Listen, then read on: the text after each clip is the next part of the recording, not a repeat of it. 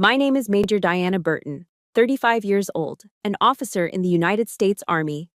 I was trained to face the enemy anywhere, but I was never prepared for the attack that came right at my own family dinner table. My father, Kenneth, threw his fork down, creating a jarring clang. He roared, each word a bullet aimed straight at me and my 12-year-old son. "You and your kid are just a couple of freeloaders." My mother didn't stop him. She just smiled coldly and nodded. And here's the cruelest truth. They said those words while living rent-free in the very house I bought with my own blood and sweat. I didn't cry. I didn't scream back. I just looked them straight in the eye and said one sentence that left the entire room frozen. From that moment, everything began to crumble. Why did I have to face my parents like this? What drove our relationship to fracture so deeply it may never heal? Before I share my story, let me know where you're watching from. Hit the like button and subscribe. This story is for anyone who has ever had to draw an impossible line in the sand with the very people who brought them into this world. After my father's words hit the table, the air in the room vanished. It was like a vacuum seal, sucking out all sound, all warmth, all oxygen. The scent of pot roast and gravy evaporated, replaced by something sterile and metallic. Across from me, my son Leo stopped breathing. His fork was frozen halfway to his mouth, and his wide eyes locked onto mine, searching not for comfort, but for an order. Beneath the table, I felt his small hand find mine, his fingers squeezing with a desperate strength. I could see the slight, telltale tremble in his shoulders, the tremor of a brave boy trying to stand his ground in an ambush he couldn't understand. That sight, the sight of my son being forced to brace for impact from his own grandparents, was the signal. The line had been crossed. My mother, Eleanor, broke the dead silence. She took a slow, deliberate sip of her iced tea. The crystal glass clicked against her teeth, a sharp, dry cack that was louder than a gunshot in the stillness. A smug, victorious smile remained plastered on her face, the look of a predator who had successfully cornered her prey and was now savoring the kill. She believed she had me pinned, that this public humiliation in front of my own child was the final, breaking blow. My father, Kenneth, stood panting over the table, his chest heaving like a bull after a charge. His face was a mask of crimson rage. He was waiting for the usual reaction, the one he had engineered and perfected over decades of psychological warfare. He was waiting for my tears, waiting for me to beg, to plead, to dissolve into the helpless little girl who could be controlled by his anger and her mother's silent approval. They were both feasting on this moment, this ugly, triumphant second where they believed they had finally, completely broken me. But they weren't looking at a little girl anymore. They were looking at a major in the United States Army. In that instant, a switch flipped in my mind. It was a feeling I knew well from my training, the moment where personal emotion becomes a liability. The storm of feelings inside me, the searing pain, the white-hot rage, the deep, bitter shame, didn't just disappear. They were compressed. All that chaotic energy was forged under extreme pressure into a single point of cold, hard clarity. I no longer saw them as my parents. I saw them as two hostile actors who had breached my perimeter and posed a direct threat to the security of my unit. And my unit, my entire world, was the trembling boy sitting next to me. I rose from my chair. My movements were not rushed or angry. They were economical, precise, and deliberate, the way a soldier moves when they know exactly what they need to do next. I smoothed the front of my simple cotton t-shirt, my hands performing the motion automatically, as if I were straightening the lapels of my dress uniform before an inspection. I let my eyes sweep across the room, meeting my father's gaze first, then my mother's. My stare was level and unflinching, devoid of the emotion they craved. It was a commander's gaze, assessing a tactical situation. When I spoke, my voice wasn't loud. It didn't need to be. It was calm, measured, and carried a weight that filled every corner of the room, leaving no space for argument or negotiation. In the Army, we have a term for personnel who occupy a base without authorization. Invaders, I said, letting the word hang in the air between us. I paused, watching the confusion cloud their faces before I delivered the final payload. And in this house, I am the commanding officer.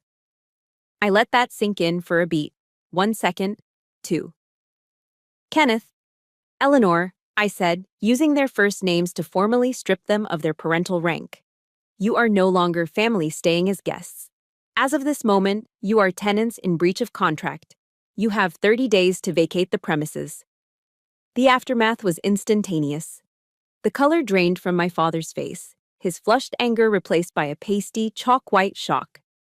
My mother's victorious smile froze, then cracked and fell from her face as if it were made of cheap porcelain. You? What did you say? She stammered, her voice a pathetic squeak. But I didn't answer her. The order had been given. The discussion was over. I gently placed my hand on Leo's shoulder. His trembling had stopped. He looked up at me, his eyes wide with awe. Let's go, soldier. To your room, I said softly. I guided my son out of the dining room, my back perfectly straight, my head held high. I did not look back at the chaos I left in my wake, at the stunned disbelief, the sputtering rage that was beginning to find its voice. As we walked down the hall, my mother's voice erupted into a full-blown shriek, a torrent of accusations and threats. But to me, it was just noise. The irrelevant, fading sound from a battle that was already over. A battle I had just won. Safely inside Leo's room, I closed the door, shutting out the noise. He finally let go of my hand and wrapped his arms around my waist, burying his face in my shirt. I held him tightly, stroking his hair, my own heart pounding with the adrenaline of the fight. As I stood there, looking at the superhero posters on his wall, a single, heavy question settled in my mind. Why had I let it go on for this long? The question echoed in the quiet of Leo's bedroom, a ghost that had haunted me for 17 years. Why had I let it go on for this long? My eyes drifted from my son's sleeping form to the wall of my own bedroom. There, in a simple black frame, was my commission certificate, promoting me to the rank of major. It was a testament to a life built on discipline and merit. But my gaze didn't linger there. It slid to a smaller, older frame on my nightstand.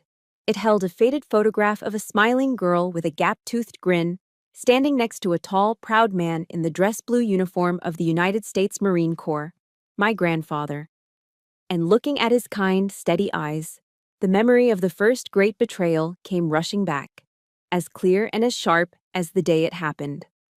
17 years ago, I was 18 years old, and the world was a map of infinite possibility spread at my feet. In my hands, I held a thick, crisp acceptance letter from Vanderbilt University. It wasn't just paper, it was a promise. It was a ticket out of our small Kentucky town, a guarantee of a life that was bigger, brighter, and entirely my own. The foundation for that promise was a sum of $100,000, left to me by my grandfather. He was a tough old Marine who had seen combat in Vietnam, and his love was as fierce and unwavering as his patriotism. In his will, the language was precise, a final, loving command. For my little warrior's education. I remember sitting on the hardwood floor of my bedroom, surrounded by a sea of college brochures and financial aid forms, just weeping with pure, unadulterated happiness. He had always seen me, truly seen me, in a way my parents never could. To them, my older brother Philip was the sun, the center of their universe around which everything and everyone else was expected to orbit. I was just a satellite, a secondary concern. But to my grandfather, I was a warrior.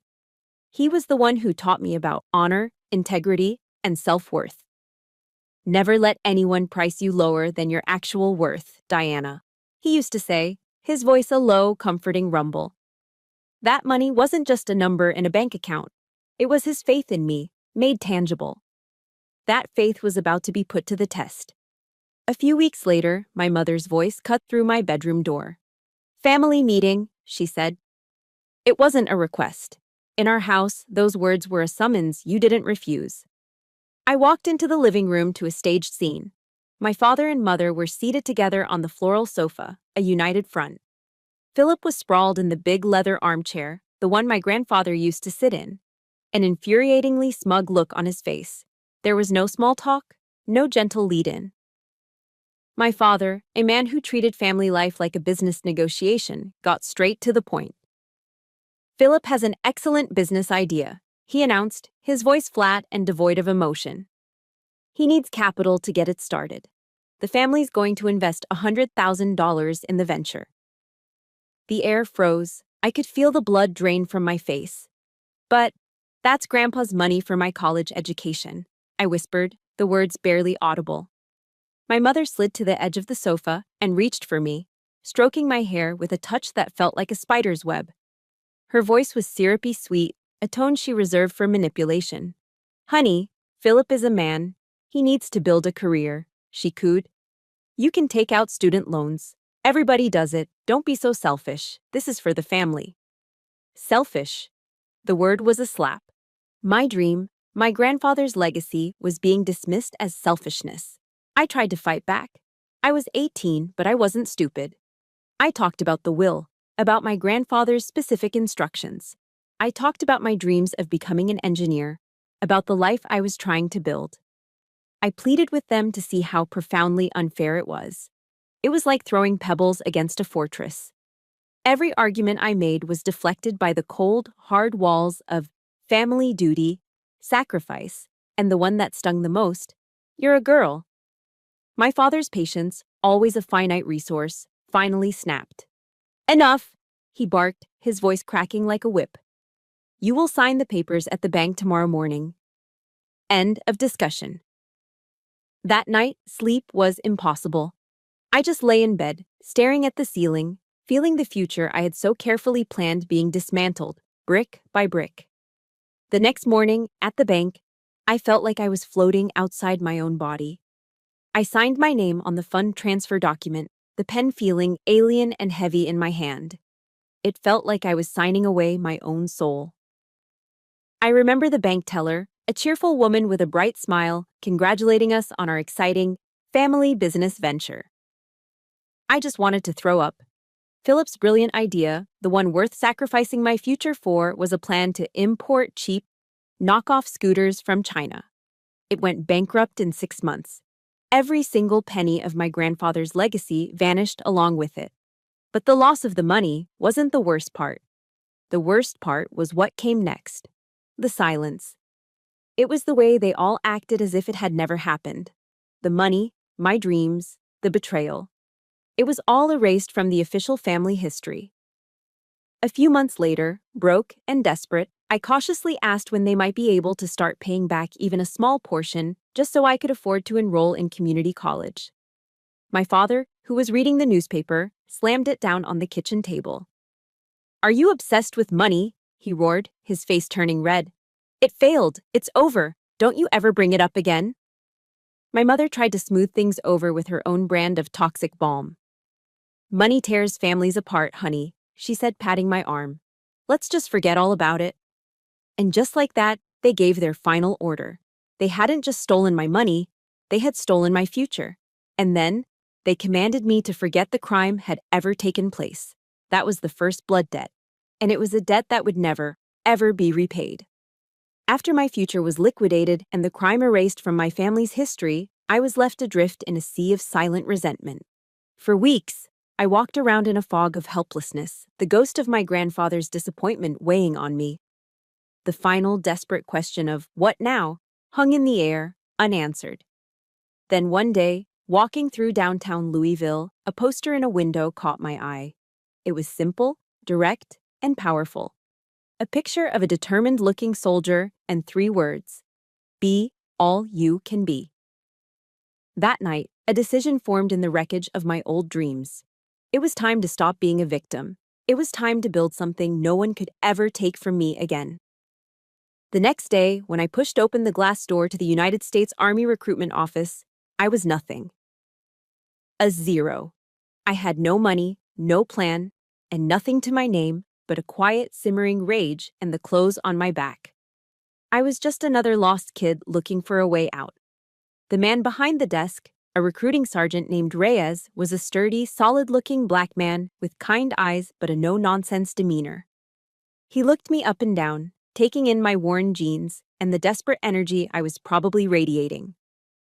"Why do you want to join the army?" he asked, his voice calm and even.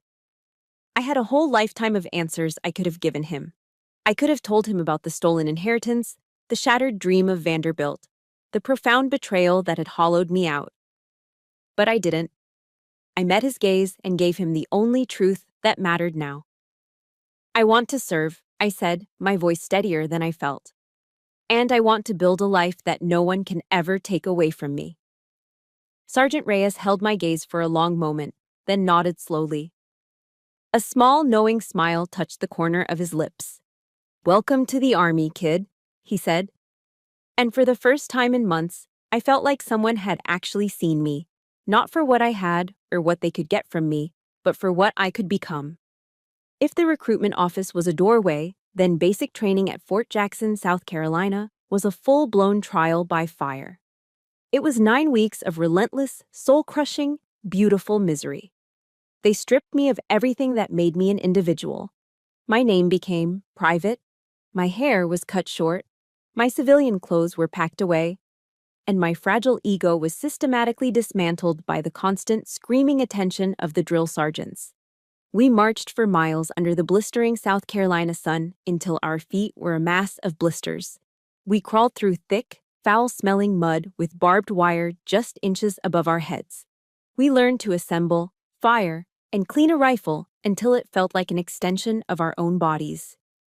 Many nights, I'd lie on my top bunk, the thin mattress doing nothing to cushion the ache in my bones, and I'd just stare into the darkness, wondering what in God's name I had done.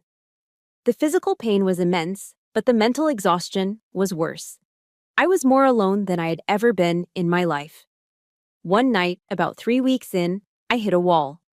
Every muscle screamed, I was sleep-deprived, and a drill sergeant had spent 20 minutes yelling at me because of a loose thread on my uniform. I buried my face in my pillow to muffle the sound of my ragged sobs, convinced I couldn't take another day. It was the closest I ever came to quitting. My fingers fumbled in my wallet, tucked deep inside my footlocker, until they found the small, worn photograph of my grandfather. In the faint moonlight from the barracks window, I looked at his proud, smiling face, and I could almost hear his voice, as clear as day, rumbling in my memory. "Stand tall, warrior. Storms only make oak trees stronger." Something inside me clicked into place. The next morning, when the bugle call blared at 4 a.m., I swung my feet onto the cold floor with a new sense of resolve.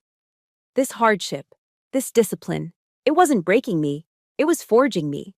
It was taking all the broken, fragmented pieces of the girl I used to be and melting them down, hammering them into something new, something stronger. With every obstacle course I conquered, every march I finished, I felt like I was reclaiming a piece of myself that had been stolen. After graduation, I was stationed at Fort Bragg, North Carolina. The Army gave me what my family never had: a clear mission, a steady paycheck, and a roof over my head. Most importantly, it gave me a path forward. I hadn't forgotten my dream of a college education. I immediately enrolled in evening classes, taking full advantage of the Army's tuition assistance program. My life became a cycle of duty, training, and studying. I read textbooks in the back of Humvees, wrote papers in the noisy mess hall, and squeezed in study sessions whenever and wherever I could.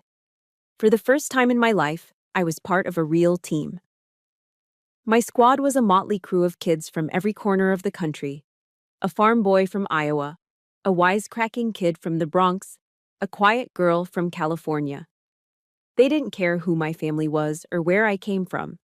They only cared if I could do my job, if I had their back in a firefight. This was a new kind of family, one built not on hollow words and manipulative obligation, but on the solid bedrock of shared hardship and earned trust. Occasionally, the calls from my past would find me. My parents or Philip would phone, always following the same predictable script. It started with a few superficial questions about my well-being, but they were just a prelude to the real reason for the call. Philip was in some kind of trouble again, and they needed money. "Just a little something to help out, Diana. Your Army salary must be pretty good now," my mother would say, her voice dripping with that familiar false sweetness. In the Army, I was learning how to fight. In those phone calls, I learned how to defend myself. I learned how to say no. It was just a single word, but it was the hardest one I ever had to master. Each time I said it, the accusations would fly. I was ungrateful. I was selfish. I had forgotten where I came from. But the words, which once had the power to shatter me, now felt like pebbles bouncing off armor. They didn't have the same weight anymore. Because I knew, with a certainty that settled deep in my bones, that my worth was no longer theirs to define. It wasn't determined by their approval or their disappointment. It was measured by the rank on my uniform and the respect I saw in the eyes of my fellow soldiers. I hung up the phone, the dial tone buzzing in my ear like an angry hornet. The familiar wave of exhaustion washed over me, the same tired, heavy feeling that always followed a conversation with my mother. I took a long sip of my coffee, the bitter warmth a small comfort. Across the little table in the corner of the bustling coffee shop just outside of Fort Bragg, my friend Sarah Jenkins watched me, her expression unreadable. She didn't have to ask. She could see it on my face. "Let me guess," she said, stirring her own drink. "Another crisis in the Philip Burton saga, and they're requesting immediate financial reinforcements?" I managed a weak smile. "You know the script as well as I do," I said, the frustration still thick in my voice. "It's like they think my army paycheck gets deposited directly into his bank account." Sarah just shook her head, a flash of protective anger in her eyes. It was that look, right there, that summed up everything.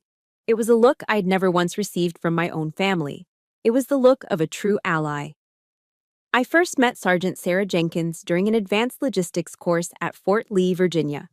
She was whip-smart, brutally honest, and had a laugh so loud and genuine it could probably shatter glass. In a world of rigid protocol and serious faces, she was a burst of chaotic, wonderful energy. We bonded instantly, spending long nights studying complex tactical manuals and surviving on stale coffee and sheer willpower. In the suffocating, high-pressure environment of that training, her friendship was a lifeline. She was the first person I ever told the whole story about the $100,000. I remember sitting in the barracks late one night, the words tumbling out of me in a hushed, shameful whisper. I was braced for the usual reaction. Pity, maybe a little awkward sympathy. But Sarah didn't give me either. She just listened, her gaze fixed on mine, and when I finished, her eyes were practically on fire.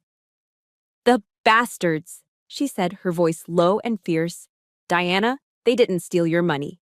They deserted their post. They went AWOL on their duties as parents." Hearing her frame it in military terms, the language of duty and desertion, was like a key turning in a lock I didn't even know existed. She didn't see me as a victim. She saw me as a soldier whose command structure had failed her. She saw it as a betrayal of the highest order. In that moment, something inside me was set free.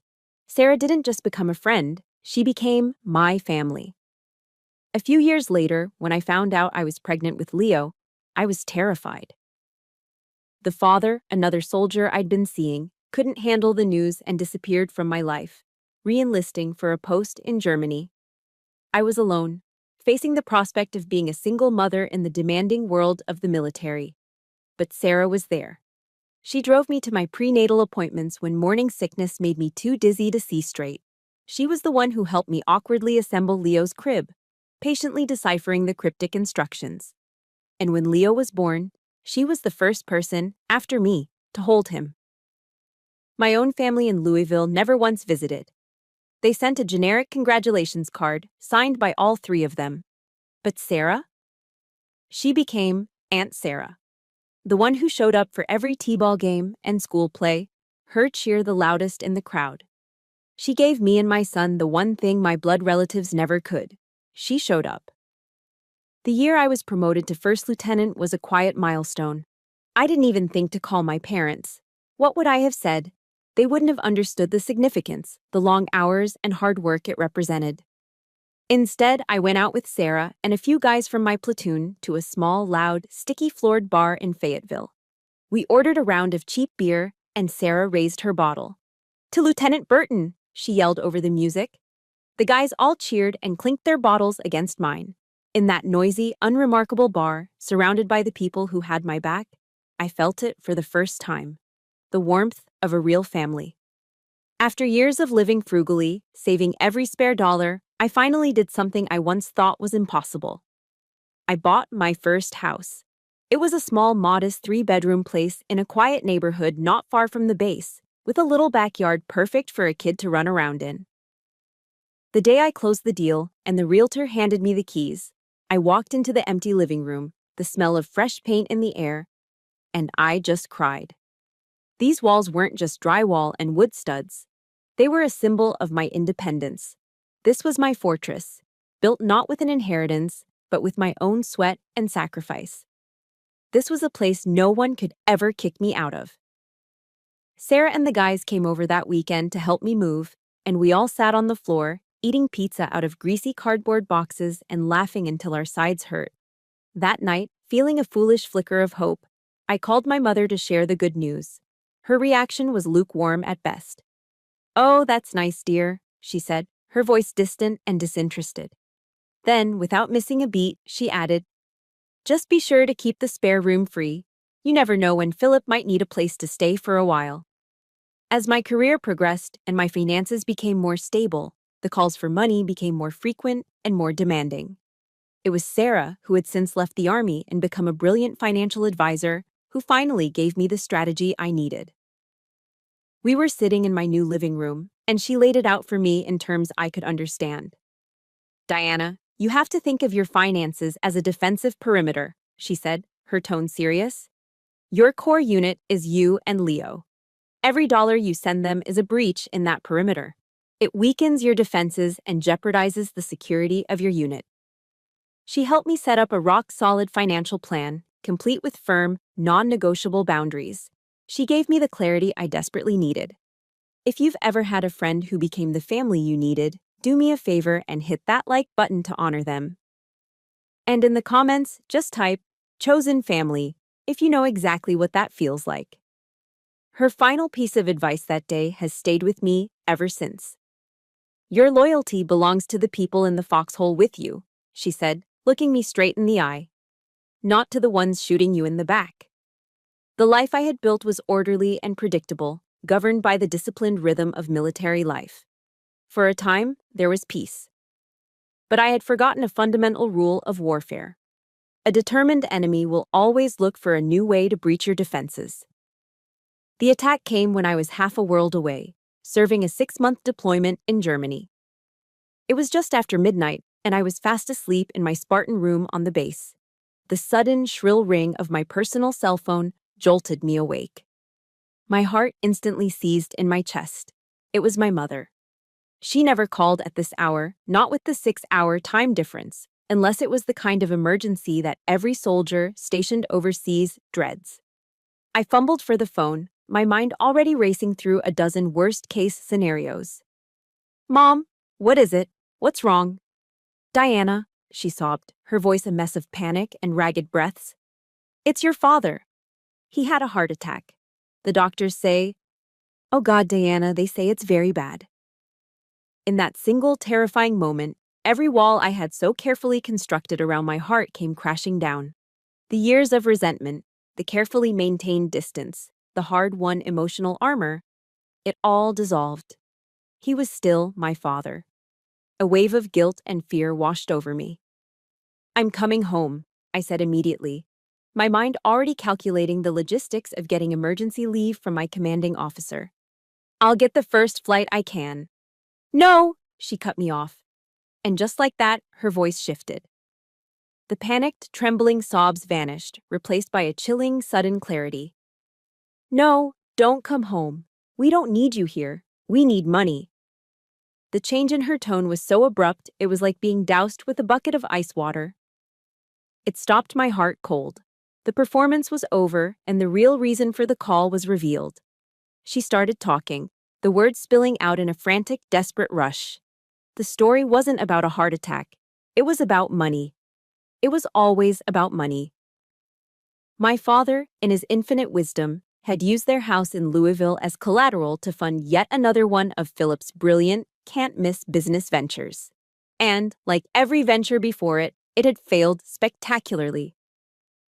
Now they were $300,000 in debt, and the bank was moving to foreclose on the house. The heart attack, she admitted, was actually a minor bout of angina, brought on by the stress of their own catastrophic decisions.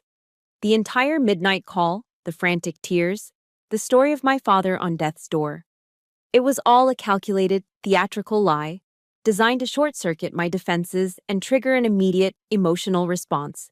When I tried to ask for more details about my father's actual medical condition, she cut me off with a wave of dismissive irritation.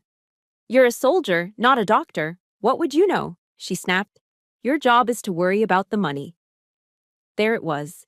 My entire existence, my career, my intelligence, all of it reduced to a single function, an ATM. "You're our only hope, Diana," she started crying again, the performance resuming now that the facts were on the table.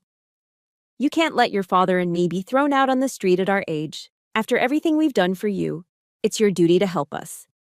Duty. That word again. The heavy invisible chain they always tried to lock around my neck. My training kicked in, overriding the emotional chaos. "I need some time to think about this," I said, my voice flat. It was a tactical mistake. Saying I needed time didn't give me space, it gave them an opening. It was the signal for them to launch a full-scale psychological assault. Within hours, my phone started buzzing with incoming fire. Philip began a relentless barrage of text messages, each one dripping with venom.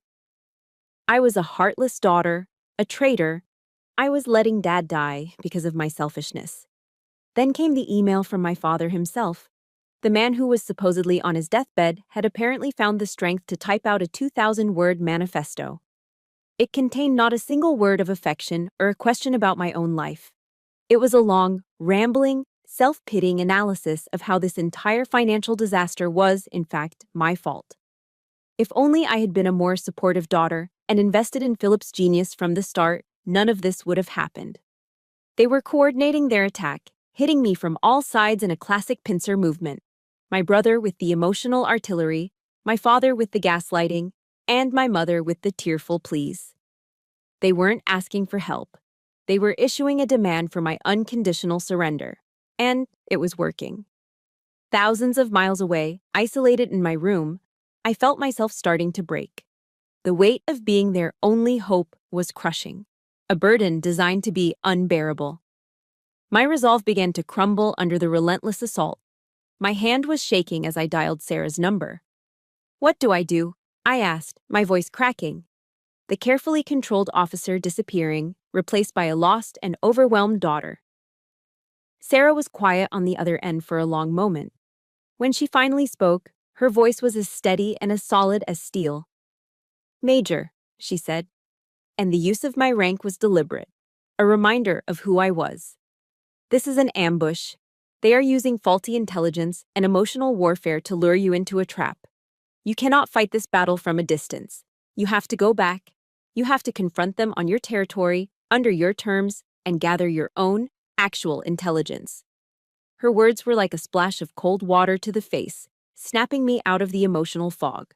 She was right. I couldn't make a sound decision based on their panic and their manipulation. I was letting the enemy dictate the terms of engagement. That had to stop. I took a deep breath, the steel returning to my own voice. I knew what I had to do. I was going home. I submitted the request for emergency leave the next morning. But my mission wasn't to fly back and rescue them. It was to fly back and end this war, once and for all. The flight from Germany to Louisville was a long, suffocating journey through time zones and recycled air. With every hour that passed, the cold, analytical clarity I'd felt after talking to Sarah began to fray, replaced by a familiar, heavy dread. As I drove the rental car from the airport, the familiar suburban streets of my hometown, lined with oak trees and quiet houses, felt alien. I wasn't coming home to a sanctuary. I was a soldier entering a known combat zone. My own house, the fortress I had built for myself and my son, now felt like enemy-occupied territory. I pulled into the driveway and took a deep breath before killing the engine. I had spent years in the Army learning about survival, evasion, resistance, and escape. SEER training teaches you to identify your absolute breaking point your non-negotiable red line, the thing you will protect at all costs. I knew what mine was. It was Leo. When I walked through the door, the rich smell of pot roast filled the air, a scent that should have meant comfort and homecoming. But the atmosphere in the house was cold, tense, and unnaturally quiet. My mother, father, and Philip were all sitting in the living room, their faces turned towards the door as I entered. They looked like a parole board waiting for a prisoner. There were no hugs, no welcoming smiles. I was still numb and stiff from the 10-hour flight, my body aching with jet lag. But no one asked if I was tired. No one offered me a glass of water. My mother's first words to me before I'd even put my bags down were, "Did you talk to the bank yet?" The question hung in the air, a perfect encapsulation of their entire worldview. I wasn't their daughter who had just traveled 4,000 miles. I was a financial instrument that had just arrived to perform its function. "We need to talk about the plan," she continued, her tone all business.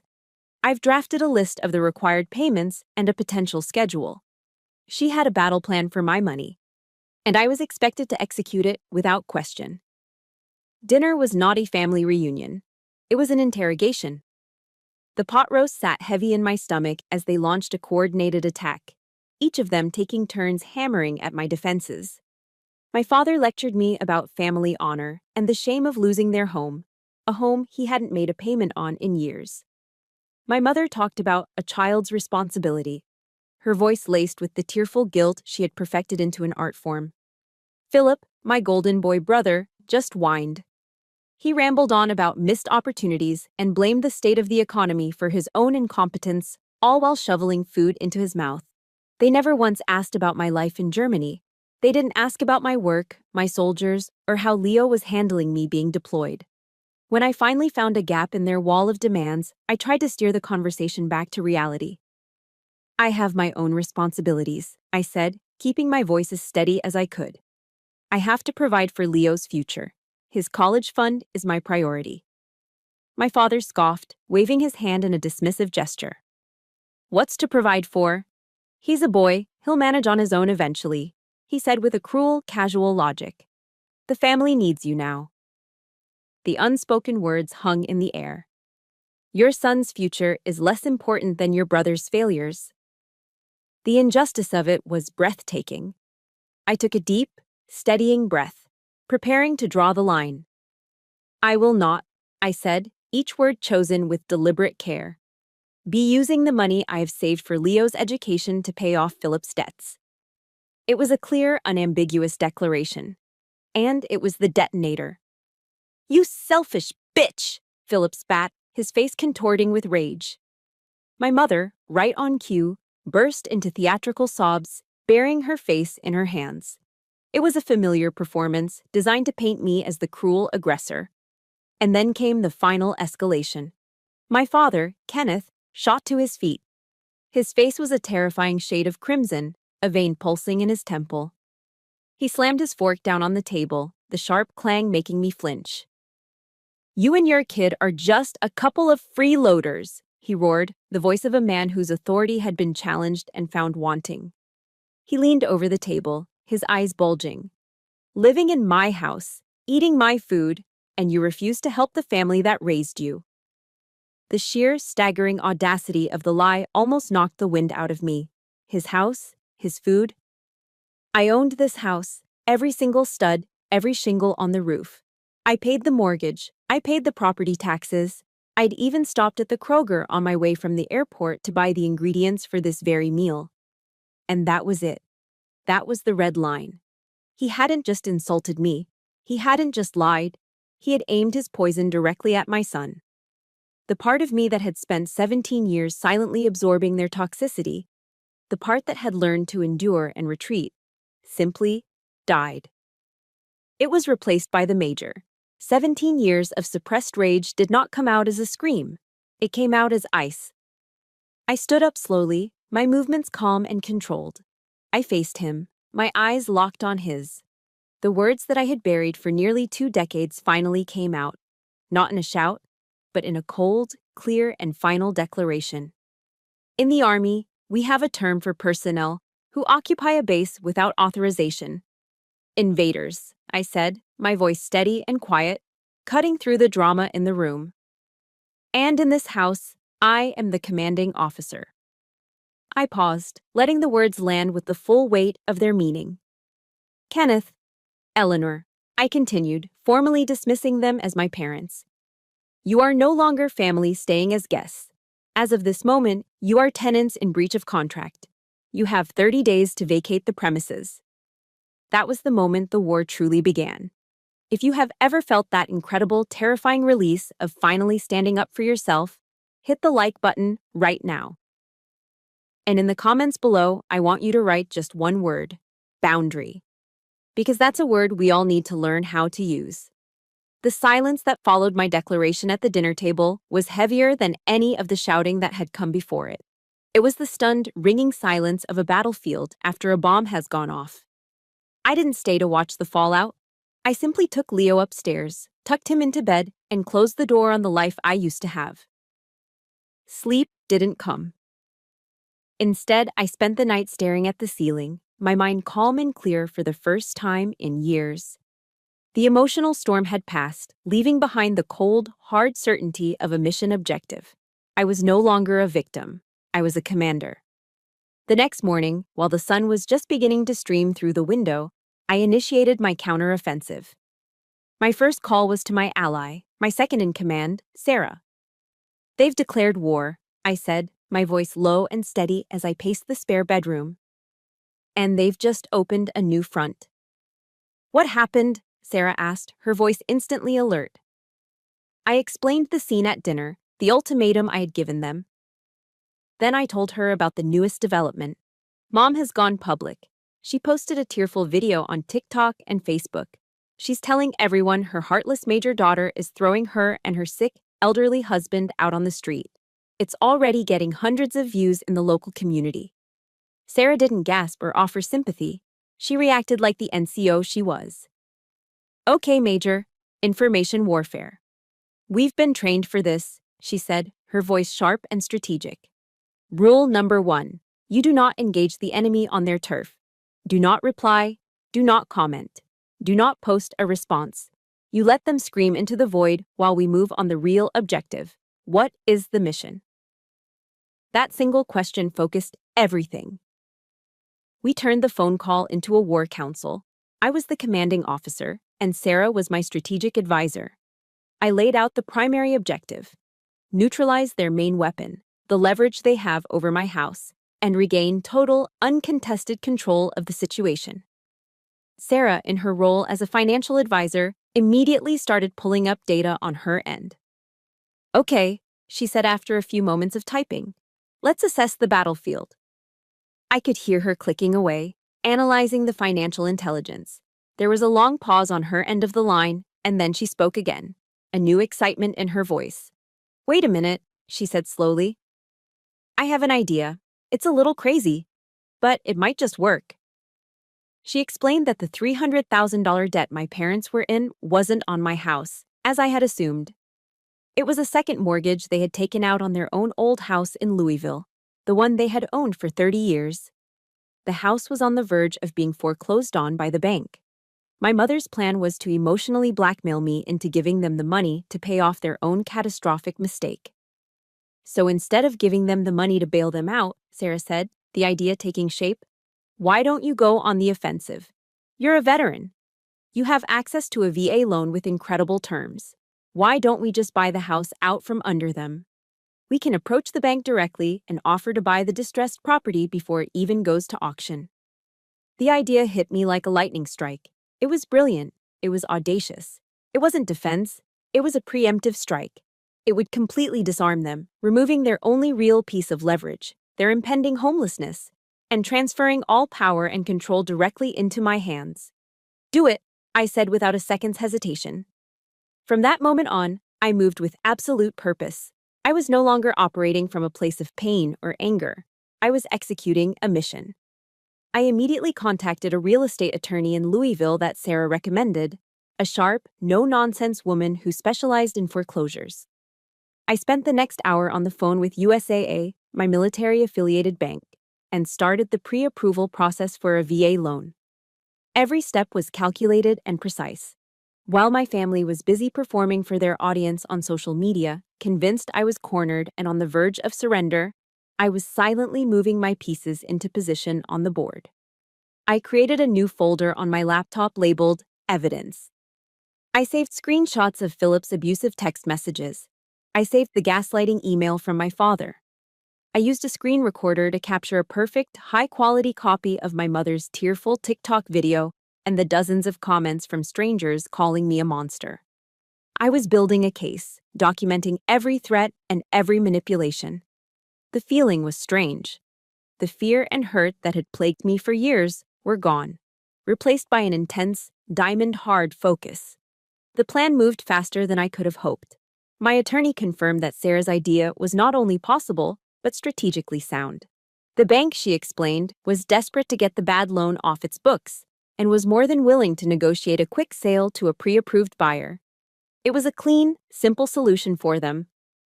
Within 1 week, while my mother's video continued to rack up sympathetic views, my attorney had finalized the paperwork.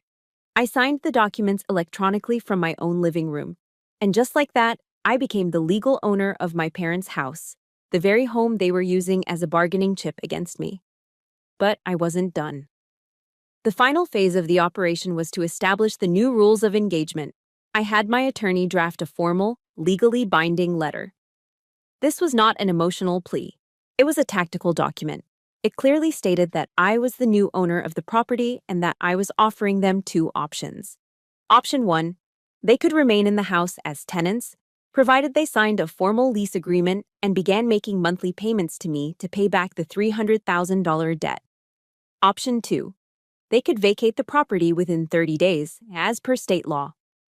The document also included a cease and desist clause, legally demanding that my mother immediately remove all defamatory content from social media and refrain from any future public statements about our family matter. Any violation of these terms, the letter stated, would result in immediate eviction proceedings. The new rules of the war had been written, and this time, I was the one writing them. The plan was in motion. The legal documents were signed, sealed, and ready. There would be no more phone calls, no more text messages, no more long-distance battles fought from a different continent. This war would be won face-to-face, on my terms. I didn't go alone. My attorney, Mr. Miller, met me in the parking lot of a nearby Starbucks. He was a mid-sized, middle-aged man with a weathered face that looked like it had been carved from granite, but his eyes were sharp, intelligent, and missed nothing. He carried a worn leather briefcase that seemed to hold the weight of 1,000 legal battles. We didn't exchange pleasantries. I was his client. He was my legal counsel. Our relationship was transactional, and in that moment, it was exactly the kind of ally I needed. When we pulled up to the house, their house, the one I now legally owned, my heart was pounding a steady, rhythmic drum against my ribs. It wasn't fear, it was anticipation. We walked up the familiar concrete path and rang the doorbell. My mother answered, a look of annoyance on her face that quickly morphed into suspicion when she saw the stranger in a suit standing beside me. "Diana, who is this?" she asked, her voice edged with hostility. She made no move to let us in.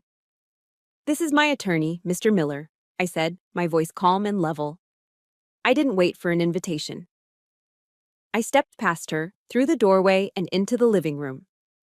"We need to talk." My father and Philip were slouched on the sofa, watching a basketball game on TV. At the sound of my voice, they both looked up, their expressions shifting from lazy boredom to instant alarm.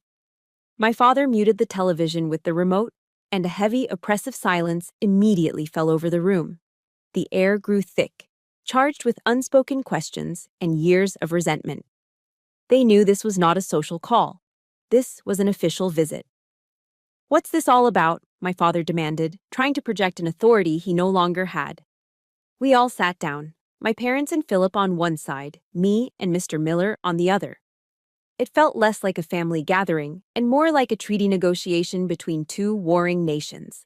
Mr. Miller, without a single wasted word, placed his briefcase on the coffee table and clicked it open. He withdrew a thick manila folder and placed it squarely in the center of the table.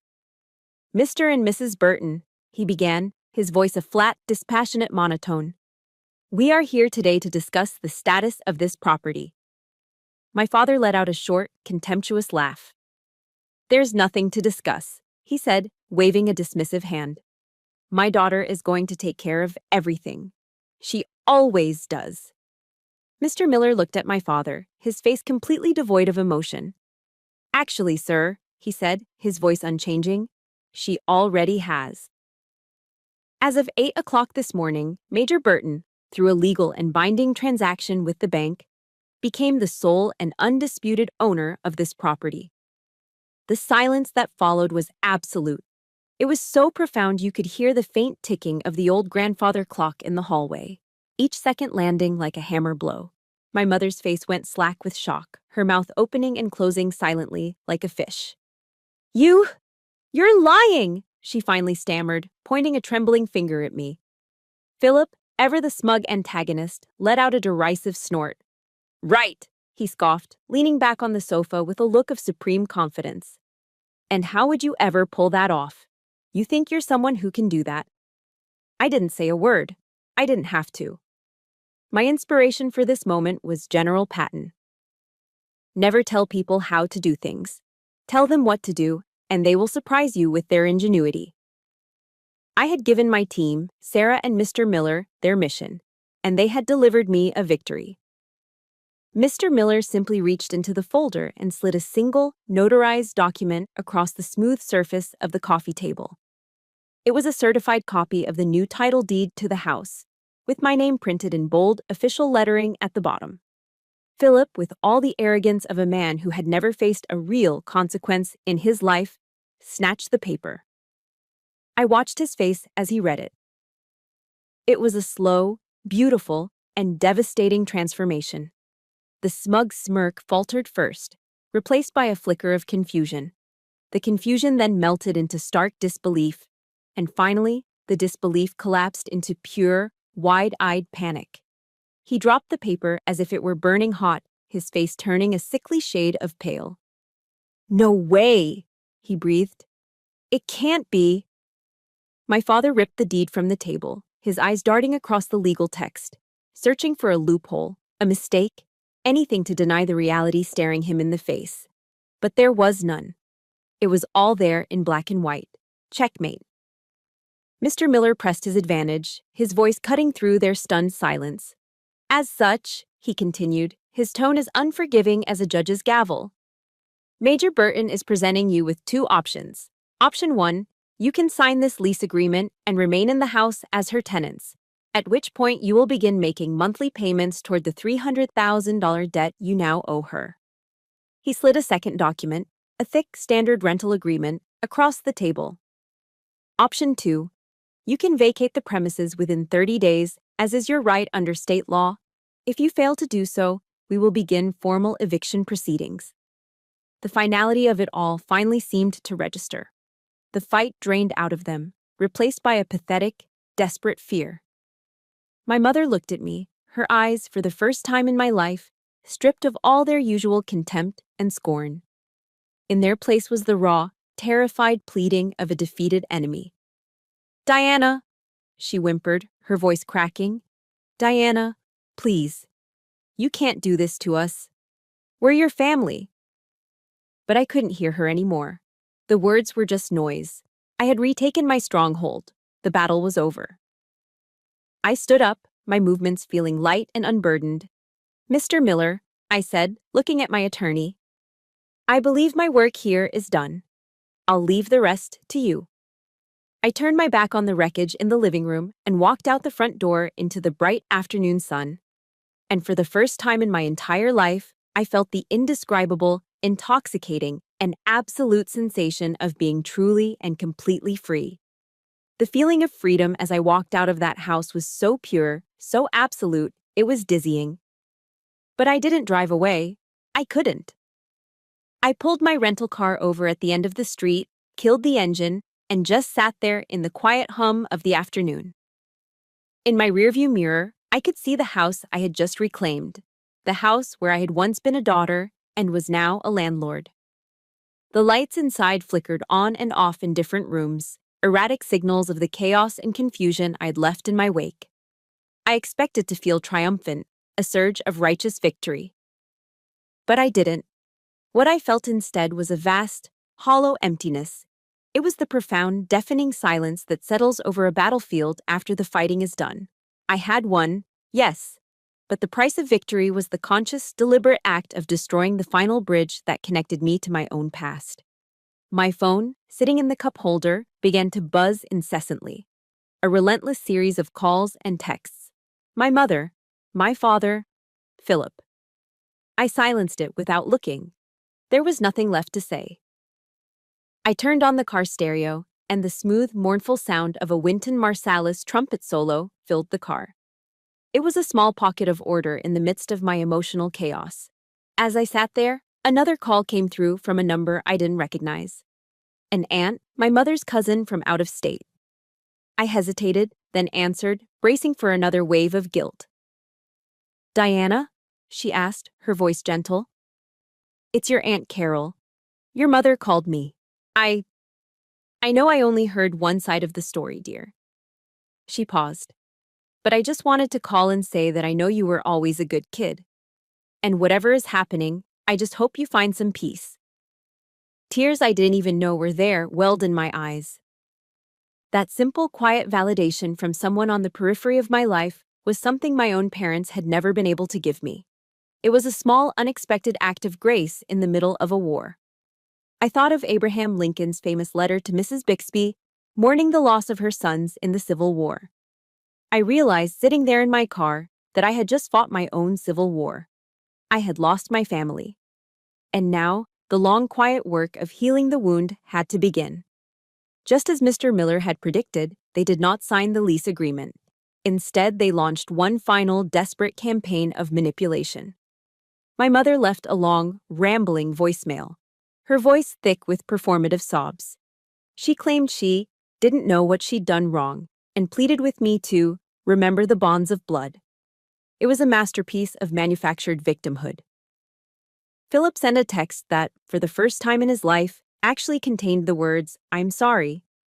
But it was immediately followed by, "But you have to try and understand my position." It was an apology that took no responsibility, a classic non-apology. My father, however, was silent. In many ways, his silence was more unnerving than his rage. It was the stunned, impotent silence of a patriarch who had been completely and utterly stripped of his power and had no idea how to function in a world where he was no longer in control. But I had seen these performances too many times before. Their apologies weren't born of remorse for what they had done to me. They were born of terror for what was about to happen to them. Their sorrow wasn't for the pain they had caused, but for the consequences they were finally being forced to face. They weren't sorry for the crime, only for getting caught. Against my better judgment, I agreed to meet my mother one last time. We met at a neutral location, a quiet, generic coffee shop halfway between the house and my hotel. There would be no lawyers this time, just the two of us. The woman who walked in looked like a ghost of my mother. She seemed to have aged 10 years in as many days. Her usual defiant posture was gone, replaced by a frail, stooped desperation. She slid into the booth across from me and immediately reached for my hands, her own feeling cold and papery. Her eyes were red-rimmed and swimming with tears. "Diana, please," she whispered, her voice raspy. "Forgive us. We can start over. Just let us stay in the house. We'll try to pay. I promise we'll try." I looked deep into her eyes, searching, really searching, for one flicker of genuine remorse, one sign that she understood the depth of the wound she had inflicted over the decades. But I didn't find it. All I saw was fear. The raw animal fear of losing her home, of losing her comfort, of having her life disrupted. I gently pulled my hands away. When I spoke, my voice was soft, but the words were forged from 17 years of pain. "I forgive you, Mom," I said, and in that moment, I realized it was the absolute truth. The anger had burned away, leaving only a deep, profound sadness. "I forgive you for not being the mother that I needed you to be." Her face brightened with a flicker of hope, but I held up a hand. "But forgiveness does not mean reconciliation. It doesn't mean we go back. I cannot allow you back into my life, or into Leo's life, in the same way. The border has been established. It has to be. I was releasing myself from the weight of my own anger, but I was not absolving her of the consequences of her actions. After I left the coffee shop, I sat in my car for a moment and made my final call. "Mr. Miller," I said when he answered, "proceed with the eviction." My voice was steady. It was one of the hardest, most painful decisions of my life, but it was also the cleanest and most necessary. This wasn't an act of revenge. It was an act of self-preservation. It was an act of a mother protecting her child's future from the toxicity of her own past. A few weeks later, they were gone. Mr. Miller's office handled the details, and I was kept at a distance. I learned later that Philip had been forced to rent a small one-bedroom apartment across town. My parents had moved into a senior living apartment complex on the outskirts of Louisville. The house was finally mine again. It was quiet. It was peaceful. But the peace was tinged with a melancholy that I knew would take a long time to fade. It was the sadness for a family that could have been, but never was. 1 year later. The Army, in its infinite and often mysterious wisdom, had transferred me to Fort Knox. It was a coincidence, a routine change of station. But the fact that it was only an hour's drive from Louisville felt less like a coincidence and more like a gift from the universe. It was a chance to build a new life in the shadow of my old one. A final test of the borders I had established. My old house, the one I had once called my fortress, was no longer my home. The memories there, both good and bad, were too heavy. I had rented it out to a young sergeant's family, and the thought of their laughter filling those halls brought me a sense of peace. Instead, Leo and I lived on base in officer housing. Our life was now surrounded by the steady, predictable rhythm of the military community, a world built on discipline, mutual respect, and a shared sense of purpose.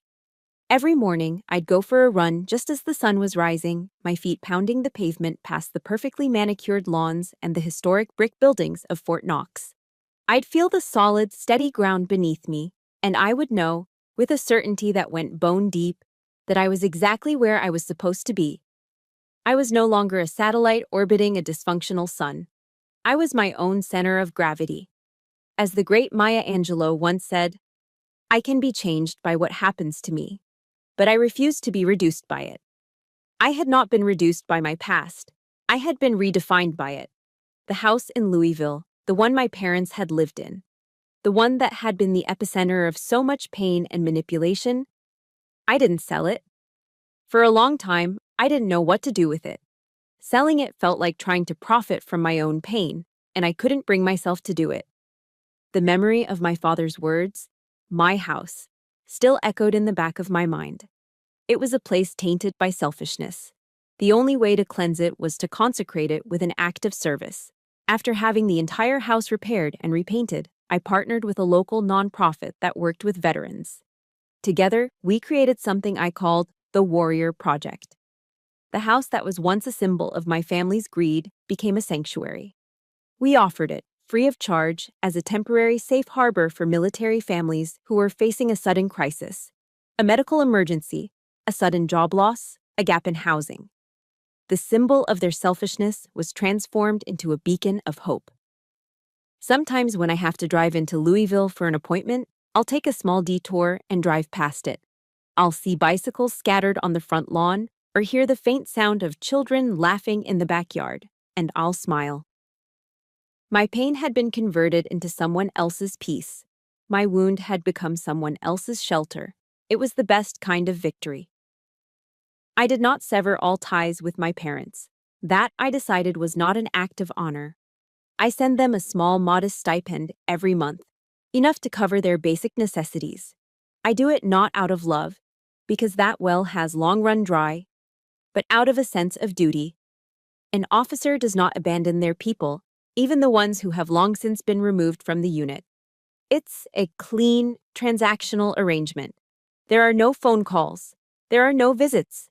The border I established all that time ago remains intact, solid, and unbreachable. They made their choices, and now they, like me, must live with the consequences. My real family, the one I chose and the one that chose me, is stronger than ever. Leo, of course, is my whole world. Sarah is still my best friend, my trusted advisor, and the first person I call with good news or bad. And my soldiers, the men and women I have the profound privilege to lead, have taught me more about loyalty and sacrifice than my own blood ever could. They are the ones who have shown me what a family, a true unit, is supposed to look like. They are the ones in the foxhole with me. My story doesn't end with a dramatic confrontation or a final tearful reunion. It ends on a perfectly ordinary, sun-drenched Saturday afternoon. I'm sitting on a set of metal bleachers, the sun warm on my face, watching Leo's soccer team. They're down by 1, and there are only a few minutes left in the game. Leo gets the ball. He's not the fastest kid on the team, but he's the most determined. I watch him charge down the field, his face a mask of intense concentration, his small legs pumping with everything he's got. He takes the shot. The world seems to move in slow motion as the ball sails through the air, a perfect arc against the bright blue sky. It soars past the goalie's outstretched hands and hits the back of the net. The crowd of parents erupts in cheers. Leo's head whips around, his eyes searching the stands until they find mine. He breaks into a huge, radiant grin and runs towards me, his face flushed with victory and pride. He scrambles up the bleachers and throws his arms around my neck, his whole body trembling with excitement. "Did you see that, Mom?" he yells, his voice breathless. "I did it." I hug him tight, burying my face in his sweaty hair, the smell of grass and sunshine filling my senses. "I saw it, warrior," I whisper into his ear, my own voice thick with an emotion too big for words. "I always see you." And in that perfect simple moment, holding my son in my arms, I realized that my most important mission, the one I was truly put on this earth to accomplish, was to protect this small, warm, and priceless stronghold. That mission was a success. And that's my story. Not of a war I won, but of a peace I built. My battlefield was a dinner table, but I know so many of you are fighting your own battles every single day with a courage the world needs to see. This channel is a home for stories like ours, stories of resilience and reclaiming our own lives. If you believe in the power of drawing your own boundaries and finding your own peace, I would be honored if you would subscribe and become a part of this community. Please hit the like button if this story gave you hope today. And in the comments, I'd love to see you share one word that represents your fortress, that source of strength that is entirely your own.